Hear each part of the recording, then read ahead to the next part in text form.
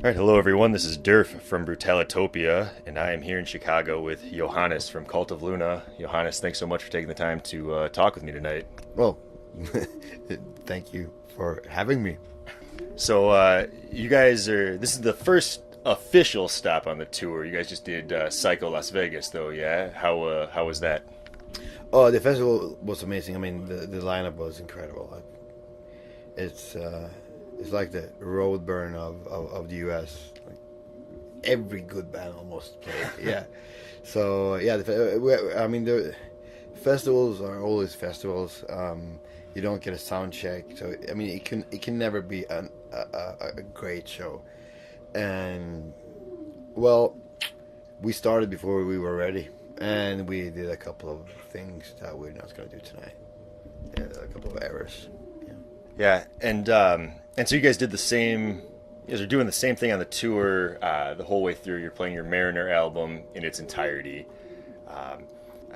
Talk a little bit about how that was recorded in case people don't know, because you collaborated with Julie Christmas, but you guys weren't in the same place making that album together, the band and Julie, correct? Yeah, I mean we hadn't met. I think the first time we met was when we no. Yeah, actually, I had met. I've been a fan of her for years, with all her previous bands and especially her solo album. And I don't know if you want to talk about if you want me to talk about how it all came together or just a recording process. I mean, whatever you want to talk about, how it came together, or really the recording process is what I'm interested in, but other people. I mean, so we decided to do this. Well, we kind of didn't decide, but we said let's make, give it a try at least. And we met with her or I met with her for like 30 minutes before a show in New York in 2014 maybe. So that was like the only time that I met her. But all the other guys hadn't met her until we practiced for the European tour. Well, I mean, we started off, like I said, we hadn't really decided that we were going to do a whole record. So we just, I sent her a draft of a song, and then she did what she did, and we hadn't really decided if anything would, if anything would become out of it. But we got back, and we thought she was doing amazing things, so we decided to make an album, and so we started sending drafts back and forth. But it wasn't until we kind of had recorded the songs when we got like the final idea that you came up with. And when I sent the draft and when we sent the recorded song, I had figured out how I wanted her vocals to be, arranged, and she sent me back some stuff that was not what I had said. So I said, okay, yeah, that's, but because it takes a while when you have an idea and you get something different back, it's very easy to just dismiss it. But I was thinking of it. Okay, I'm gonna give this a couple of days, and then I sent an email. Well, this is not really what I had in mind, and okay. And then I got back. Look, I'm just gonna do what I do, and then I thought, well, this is going to be a collaboration. I love her previous work, and I just need to trust her, and I'm really glad I did. Yeah, and that's what makes the collaboration. Or else it would be me or us dictating what she would do. So the stuff she does, that's just her. I mean, and again, I'm so happy that she did not follow orders, so to speak, and just said, screw it, I'm just gonna do my thing. And I think that the record is it's proof that was a good idea. Oh yeah, I mean, Mariner's an incredible album, and I think the thing that interests me about it most is that did you, at any point in the recording process, you said that you had met Julie before, the other guys hadn't. At any point when you were recording this album, were you thinking that there was going to be a tour, that these songs would ever be played live, all of you together? No. I mean, it was never supposed to be played live. because there was some like arrangement, like we can't even reproduce this live, but that doesn't matter. We have no boundaries at all. We can do whatever we want because this does not ever have to be played live. But at that point, we viewed it as more of a like interesting project. Just Right. We wanted to continue on writing music, but we were in a stage or in a period when we knew that we were not going to tour much, but we want to write.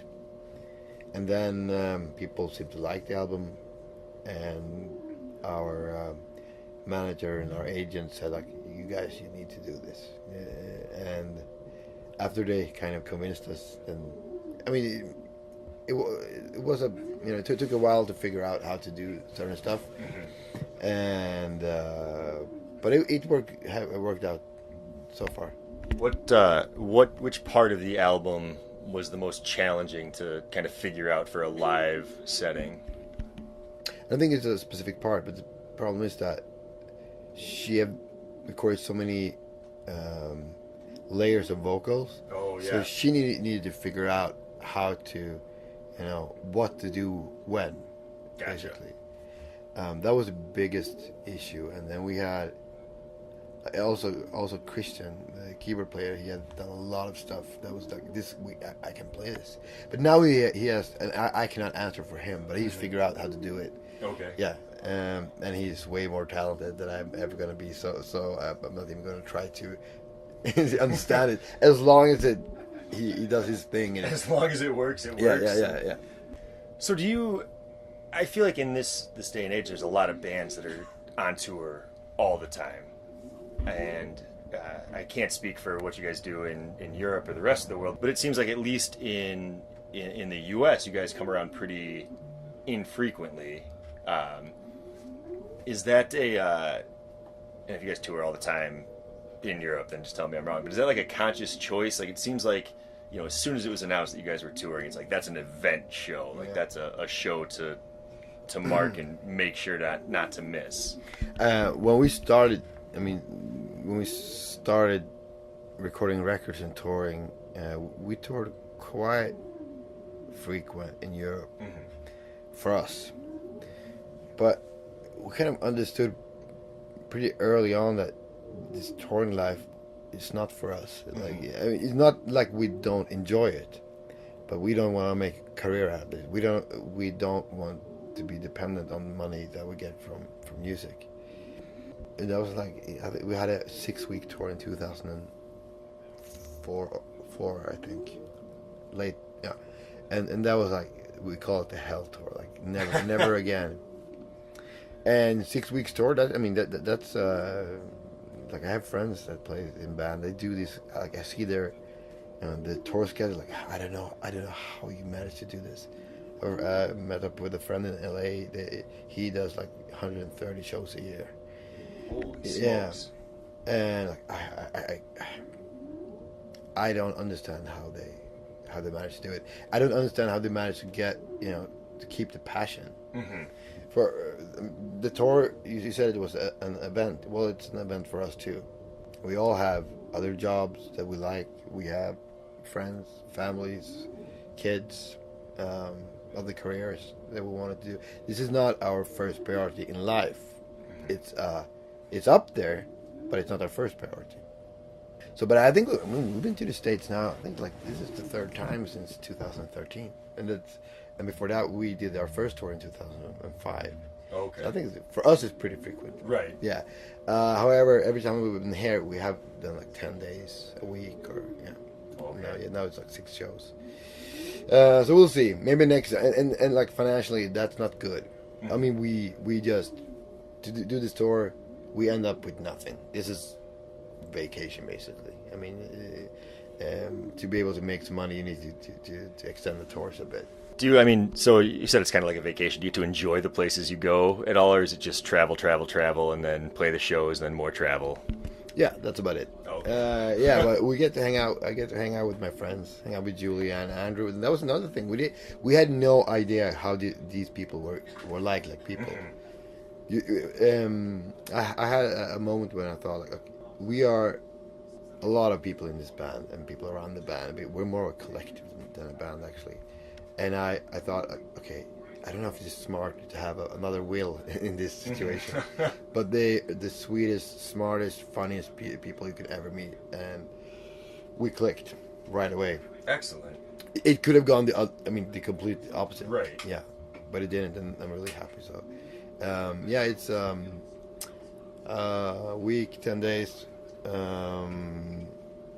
where we can hang out, basically. Yeah, nice. we rarely get any time to see the place. I mean, we had one day in Vegas. I had. Had you been to Vegas before? No, never. I've been to Reno once. That's that's the. I have to ask how you. Being from Sweden, how do you end up in Reno but not Vegas, going to Nevada? No, that was I spent a couple of days with a friend in Auburn, close to Sacramento. Oh, okay. We did a road trip like to Lake Tahoe and. Oh, nice. We just continue on. All right, well that makes sense. Yeah, but it was, Reno was a dirty city. I liked it, but I liked it really. Spent a couple of days in LA too. I have a lot of friends there, and my brother lives there now, so I flew in a couple of days early just to drive across the city to have play dates with my friends. Nice. Yeah. So you guys have this this tour, and it's like you said, it's a shorter tour, and so then what's after the tour? What's next for you guys? I mean the plan is to write, but we work in longer perspective. Right. Like I said, we are a lot of people, and we have schedules that doesn't often match, very seldom actually. And that's the thing when you don't make this your career, is that we don't have to get a record out. Mm-hmm. We don't have to if we don't want to. I hope we can start working. And very often when we do work, it's like nothing happens, and bam! Like everything happens at once. Yeah. I mean, we had 5 years between Eternal Kingdom and Vertical.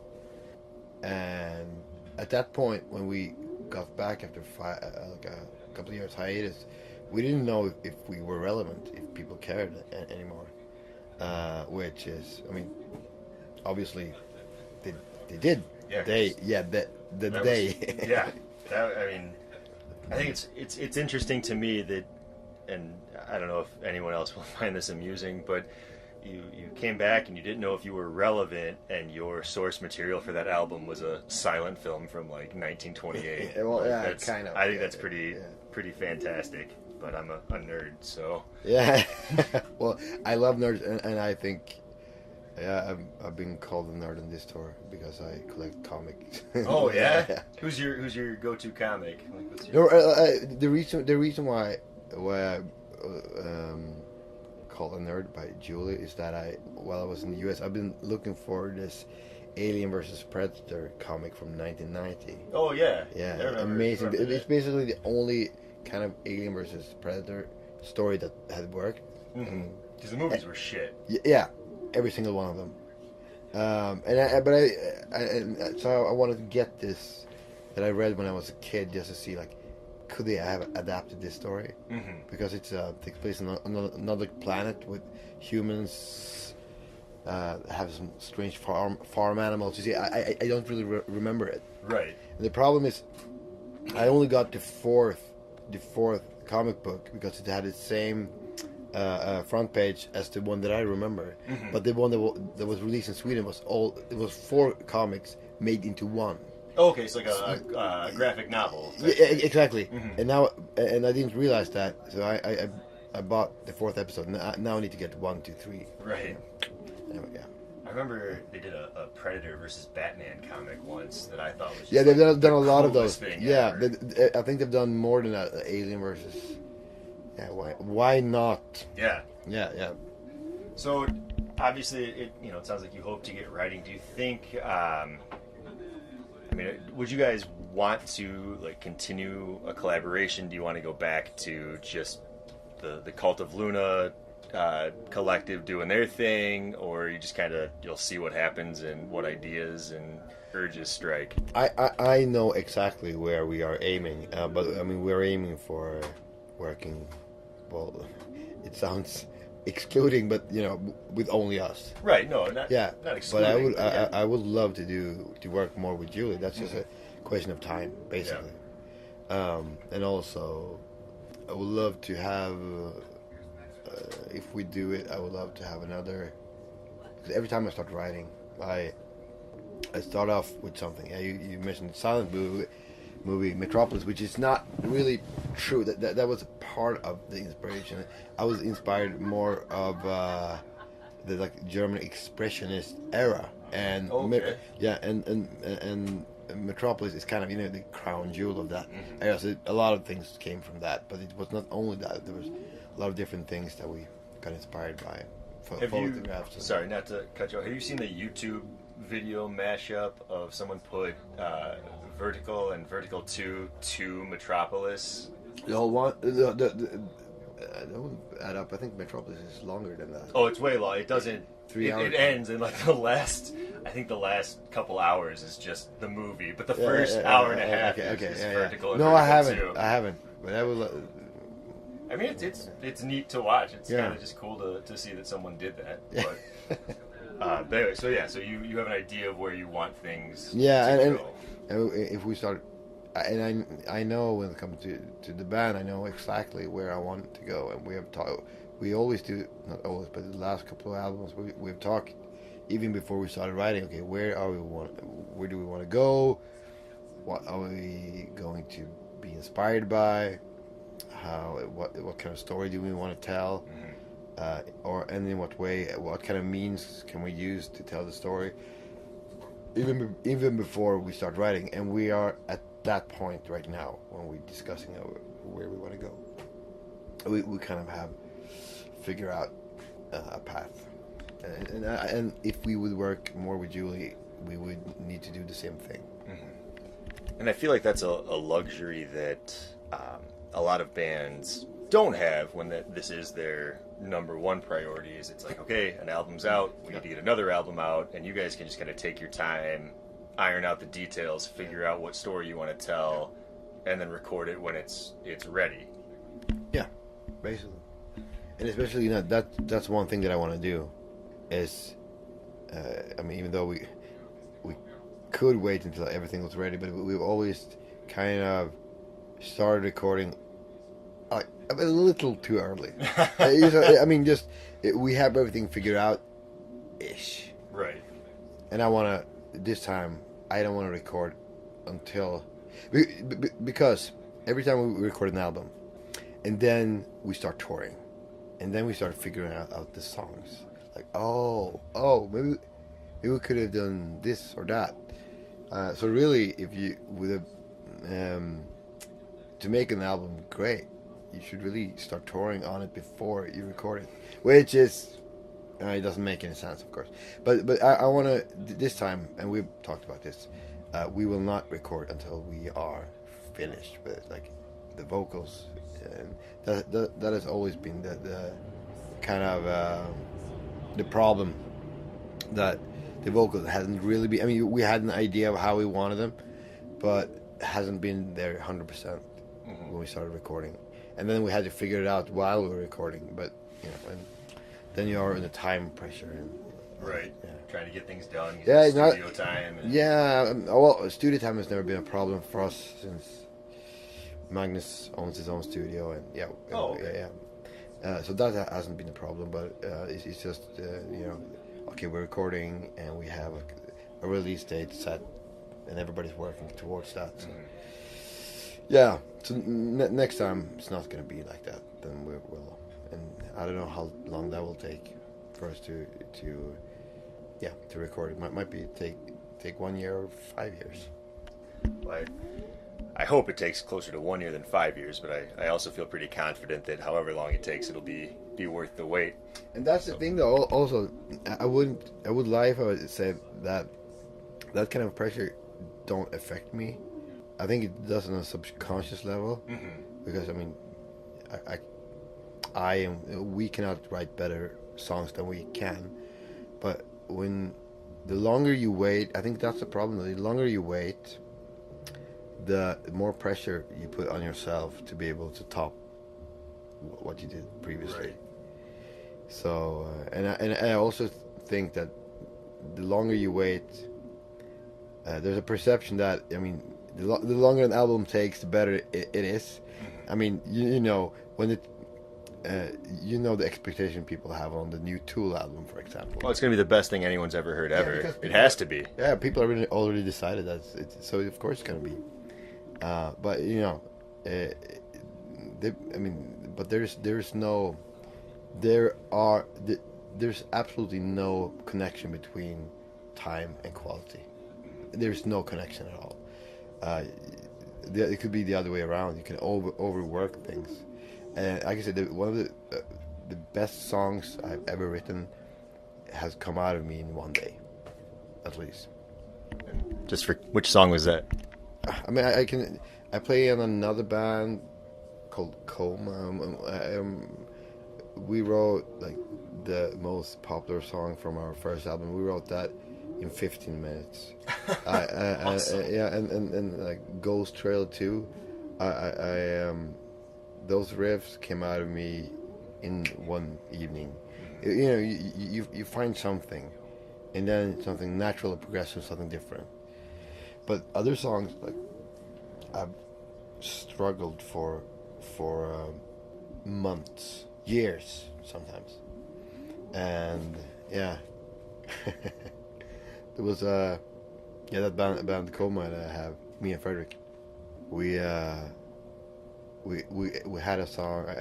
We got a song on a Hollywood film once, and I spoke to the director, very famous one, and he told me like, yeah, we want that song in the film, and I didn't know how to respond.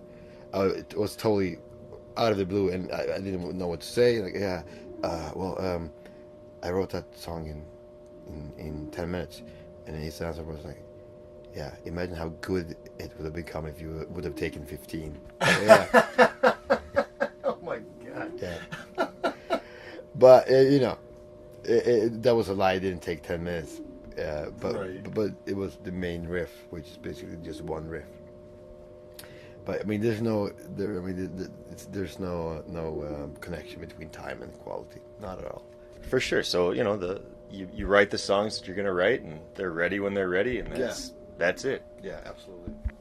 So yeah, we'll see.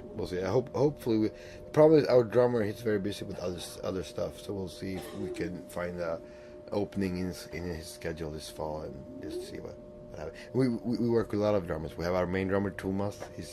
He's playing with the Phoenix, with a lot of different bands, and they're on tour all the time now. And Magnus, obviously, and a guy called Christian. So, I mean, that's the problem. We're so many people, and we need that. We need to have that collective, because when we go on tour, it's not like everybody's schedule is working. Right. So, yeah. Yeah. Well, I think that makes a lot of sense. So obviously, we're all going to look forward to that. I do see we've been taking up quite a bit of your time here. So we always like to end our interviews here at Brutalitopia with a kind of like a fun question. And since you are touring behind Mariner, it is a collaborative album with Julie Christmas. I was thinking about just musicians from the past, like who you couldn't collaborate with anymore. But so who from history or modern music, anything, like who would you like to collaborate with that you no longer could? Freddie Mercury. Oh yeah! As soon as I said that was yeah. Yeah. Oh. We ask instrumental bands that question, like if you had to have a vocalist have. I mean, he was one of the best. Oh, absolutely. He was such a unique talent, and we really lost a great one way too early. Yeah. It's and the thing is, I'm not even that big of a Queen fan, but when I see him on stage, and when I hear his voice, like Thomas, our drummer, he was a big Queen fan. And I can also say I'm not. But there's, and also Brian May. I don't know why I don't like, but I mean, just yeah, we were at the Hard Rock Hotel, and they had this jacket on display from Queen, and they had a television just showing when he was playing it, and no sound, and I was like watching it for like 10-15 minutes. The persona, the charisma, the showmanship, it's impressive. I probably could come up with a lot of different other people I would love to work. Actually, like I cannot work with him because I would shrink to a leprechaun in his presence. Like I'm not even in the same universe when it comes to musicianship. But if we could just write songs and just give it to him, like see what you can do with this, that would be another thing. But a collaboration, I don't know. Yeah, no, I think Freddie Mercury's a fantastic answer, and now I'm gonna be really sad that I'll never hear that.